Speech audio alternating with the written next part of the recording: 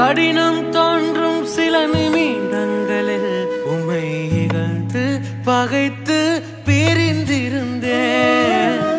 நிலைகள் தடுமாறும் நொடி பொழுதில் உம்மை ஐயோ ஐயோ நோகடித்தேன். மனம் விட்டு பேச வைத்திரே, நெஞ்சார என் மனதை பாட வைத்திரே. மனம் விட்டு